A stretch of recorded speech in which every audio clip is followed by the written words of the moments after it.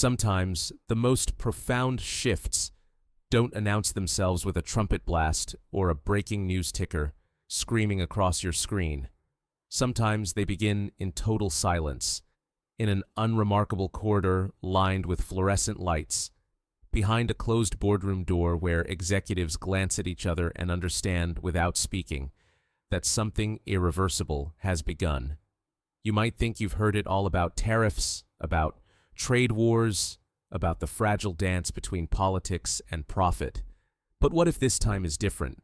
What if, right now, the industrial backbone of America is being hollowed out inch by inch, shipment by shipment, while most of us are too distracted to see the pattern emerging? Before we even realize it, entire supply chains could slip through our fingers like dry sand, leaving behind only slogans and promises no factory will ever honor again. If you haven't yet, make sure to subscribe and tap that bell icon, because in this report we're going to untangle a story so complex, so loaded with consequences, that by the time you reach the middle, you may never look at the label on your soda can or the badge on your pickup truck the same way again. It started, as these stories often do, with one signature, a flourish of ink in the Oval Office, a statement to the cameras. Tariffs on steel and aluminum would double overnight. 50%, the president declared, his voice echoing with certainty that this measure would protect American jobs, revive American industry, and finally bring manufacturing roaring back from decades of decline. But what if that same decision was the spark that ignited a mass exodus? What if, in the name of protection, the very companies these policies were meant to shield quietly packed their molds, their robots, and their billions, and simply drove them across the northern border? Consider this. Within just 18 months, $7 to $2 billion in manufacturing capital slipped out of the United States, enough to build 4 mega battery plants, the kind that could have powered the next generation of electric cars from Detroit to Dallas. This wasn't the result of a single impulse or a hasty retreat. It was a cold, methodical choice. The conclusion, after a spreadsheet battle, that Canada simply offered a better deal. Cheaper power, faster permits, and an eager government ready to outspend Washington to get the jobs. But the story grows stranger still. Imagine walking through an American grocery aisle and seeing cans of Coca-Cola that say, "Product of Canada." Imagine buying a Silverado pickup, only to discover its frame was welded in Ontario, or an electric F-150 whose battery began life along the banks of the St. Lawrence. You might feel betrayed, you might feel bewildered, but you wouldn't be alone. Because even the unions that once cheered for higher tariffs are starting to wonder if they've been outmaneuvered. In Detroit, the calculation came down to simple arithmetic. While Michigan utilities charge more than 10 cents per kilowatt hour to power a factory, Hydro-Quebec sells clean hydroelectricity at 5.7. A 45% spread may sound small, but for a gigafactory consuming terawatt hours every year, that gap grows into tens of millions, enough to repay the cost of a new plant before the first anniversary ribbon is cut. And unlike America's aging grids, Quebec's electricity is not just cheap, it's clean. So clean, in fact, that European regulators won't slap carbon border taxes on any battery stamped in Canada. In other words, by crossing a single border, companies like Tesla and Ford could dodge both tariffs and environmental penalties, a maneuver so obvious in hindsight that many are asking why the United States didn't see it coming. And there's more, so much more, that slipped under the radar while the headlines focused on political theater. Ottawa and the provinces pooled 5 billion Canadian dollars to create an irresistible gravity well. Wage subsidies, tax rebates, streamlined approvals, and even new rail spurs connecting nickel mines to cathode plants. One parliamentary report estimates it will take Canada 2 decades to break even on this investment. But in the long run, losing the electric vehicle revolution altogether would cost more. If you're finding this report revealing so far, don't forget to like the video. It helps more people discover these hidden stories that shape our future. The speed of Canada's approvals is almost surreal by Washington standards. Under the Fast Track National Interest Projects Act, a battery plant can secure permits in 90 days, less time than it takes some U.S. counties just to schedule the first environmental hearing. Meanwhile, companies like Campbell Soup have been stuck for 2 years trying to renew a simple wastewater permit in Ohio. So, when the chance came to lease an automated storage facility in Kingston, Ontario, Campbell didn't hesitate. And soon after, it began preparations to shift its entire canned soup production north. These decisions cascade in ways most consumers will never see. When Campbell leaves, Ohio's coil steel depots lose orders. Flatbed trucks idle. Midwest farmers watch flour contracts shrivel. In March alone, the Institute for Supply Management reported that America's manufacturing PMI slid into contraction, citing tariffs as the primary culprit. And as the exodus gained speed, Canada quietly transformed itself into a sort of new California. Clean energy, soft taxes, and no fear of global trade reprisals. Look at Coca-Cola. With aluminum tariffs skyrocketing to 50%, the company faced a choice: bleed millions in extra costs or shift sourcing. It chose to reroute 800 million cans a year to Canadian suppliers, locking in long-term contracts with Alcoa's hydro-powered smelters. The savings on energy and tariff avoidance are so large that one executive privately called it a no-brainer. But to the steelworkers in Georgia who just got pink slips, the logic feels like betrayal. At the same time, Tesla began drilling foundations in Quebec for a massive LFP battery complex. Ford, not to be outdone, committed over $2 billion to transform Oakville into a Super Duty EV hub, capable of building 100,000 trucks per year by 2026. The incentives, fast-track permits, tax credits, and cheap power made it a foregone conclusion. The same project proposed in Michigan stalled for more than 2 years in environmental reviews and would have cost nearly double in energy alone. Yet no one in Washington seems ready to connect these dots. As the months slip by, the scale of the transformation grows impossible to ignore. Already, North America's largest battery corridor stretches from Ontario to Quebec. In its wake, thousands of high-skilled jobs appear in Canada, while plants in the Midwest dim their lights. The irony is bitter. Tariffs intended to protect domestic production have created the conditions for its migration. Each percentage point added to the steel and aluminum wall seems to push more supply chains out the door. Still, the official line insists this is temporary, that somehow, someday, companies will crawl back to the United States. But here's a question almost no one is asking: when all the molds, tools, and talent have crossed the border, what exactly will be left for them to come home to? If you're still with us, this is the moment to subscribe, because in the next chapters of this unfolding saga, we'll trace how this strategy affects not just cars and cans, but defense, semiconductors, and the very foundations of America's economic security. The most unsettling part? None of this was hidden. Every move, every incentive, every shift in production has been reported in earnings calls, supply chain notices, and shareholder briefings. But the narrative in Washington remains frozen in time, still debating whether tariffs will protect an industrial base that, for some companies, is already gone. Imagine the symbolism: a Made in USA label on a truck whose motor, frame, and battery all come from a nation that saw the opening and moved faster. A soda can chilled in an American fridge but rolled and stamped north of Lake Ontario. Each one a quiet reminder that economic policy can't exist in isolation from the physics of supply chains. And if the next round of tariffs rises again, if new trade walls are built higher still, no one really knows how far this exodus could spread. Could pharmaceuticals be next? Could chip makers follow the battery plants? That is the hidden question at the heart of this story.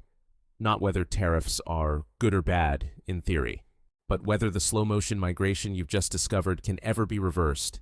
Stay tuned, and don't forget to subscribe and like if you believe these questions deserve answers, because in the months ahead, the fate of thousands of jobs, and perhaps the future of America's entire industrial edge, could be decided not with fanfare, but with a few quiet, decisive signatures that slip by unnoticed until it's far too late to turn back. And yet, the silence continues. Not the kind that settles over abandoned warehouses or shuttered offices, but the silence of delay, deflection, and dangerous denial. As more and more production quietly relocates beyond U.S. borders, as factories flicker and fade in towns that once defined American manufacturing strength, the question grows louder in the minds of those still paying attention. Is this the beginning of a permanent rerouting of America's industrial destiny, or just a temporary misstep on the road to economic revival? Because if it is just a phase, it is proving to be a remarkably costly one. Consider the sheer volume of momentum now shifting northward. Not just a few factories, but entire ecosystems, upstream and downstream, of industrial activity. What happens when a Tesla battery plant sets up in Valleyfield? Suppliers follow, contractors follow, logistics firms, housing developers, and secondary services all follow. A single battery plant becomes the nucleus for a self-sustaining economic organism. And within months, Canadian towns like Oakville, Valleyfield, Kingston, and St. Catharines begin to boom, while their American counterparts, Toledo, Dayton, Flint, slip further into economic stillness. These towns don't lose just one employer. They lose the gravity that once kept capital orbiting close. And capital, once it finds a better host, rarely returns. So how long until this gravity shift becomes irreversible? Already, Canadian provinces are investing in high-speed rail spurs, EV charging infrastructure, battery recycling hubs, and rare earth mineral corridors. They're not just chasing today's business. They're anchoring tomorrow's economy. And Washington? It's still debating the tariff schedule quarter by quarter, as if protecting 1950s-style industries will somehow plug the leaks in a 21st century economy. And here's the twist. Many of these companies still wave the American flag on their press releases. Tesla is still headquartered in Texas. Ford is still Detroit's golden child. Coca-Cola still pours out patriotism in its ad campaigns. But look closer, and you'll find a different map of allegiance. A map drawn not by loyalty or slogans, but by cost curves, energy contracts, and spreadsheet logic. And on that map, Canada is now circled in red. But don't assume this trend will limit itself to EVs and soda cans. That would be a dangerous underestimation. Already, murmurs are echoing in boardrooms of biotech firms, semiconductor giants, and defense contractors, entities that rely on predictable regulatory environments and affordable green energy. If you were a CEO making a $10 billion bet on advanced fabrication, would you stake it on a grid powered by volatile gas prices and held hostage to political cycles? Or would you cross into a nation offering hydro at 4 cents per kilowatt hour, locked into 20-year contracts, with permits greenlit in weeks instead of years? Now ask yourself, what kind of ripple does this create downstream? If you're a trucker in Pennsylvania, whose roots once hauled coil steel to a Michigan assembly line, where do you go when the line shuts down? If you're a robotics engineer in Ohio building automation rigs for Detroit, what happens when the new contracts are in Quebec? If you're a high school graduate looking to enter manufacturing in Illinois, how do you train for jobs that no longer exist in your zip code? Some say it's only a matter of time before American policy wakes up and adapts. But does it still have time? Is there a point beyond which the relocation becomes too entrenched to undo? When you've already spent billions on new plants, trained entire workforces, and forged interdependent regional supply chains, do you just pick up and move back because tariffs were lowered? These are the kinds of questions no one on Capitol Hill seems willing to confront directly. The rhetoric remains wrapped in populist reassurance. We're bringing jobs home, they say. We're protecting American workers. But what if that protection is the very thing driving those jobs away? What if, in trying to wall off the economy with tariffs, we've accidentally locked ourselves inside, with higher prices, dwindling competitiveness, and a shrinking circle of industrial relevance? Just imagine, just for a moment, that the exodus isn't an accident, that it's not a fluke or an unintended side effect, but the result of a deeper failure, the refusal to modernize, to align energy policy, permitting policy, and industrial strategy in a way that attracts, not repels, innovation. What if this hollowing out isn't temporary at all, but the beginning of a seismic shift in where the future gets built? And here's where the story gets even more troubling, because as the manufacturing core cracks, the financial markets start to notice. The moment Tesla and Ford poured billions into Canadian ground, green bond yields in Ottawa dropped. Investment funds shifted allocations, indexes began to rebalance. Suddenly, the heart of North America's industrial promise started beating from a different side of the border. Can that be undone? Could a sweeping new strategy from Washington, focused on clean energy, fast-track permitting, and coordinated industrial investment, stop the bleeding? Maybe. But here's the cruel irony. Every day that passes without that plan, the solution gets more expensive, more difficult, more politically toxic. And all the while, shoppers walk through Walmart seeing "Product of Canada" labels on goods they assumed were homegrown. Pickup truck owners assume they're supporting American jobs until they read the fine print and realize their EV's most critical components were sourced, refined, and assembled north of the 49th parallel. So ask yourself, is this really a question of jobs being stolen? Or is it a question of America surrendering its own future by failing to compete? And if so, what will it take to wake up? Will it be when the next round of layoffs hits Toledo? When the next generation of engineers relocates to Toronto? When the Pentagon itself begins asking why the supply chain for defense components runs through Quebec?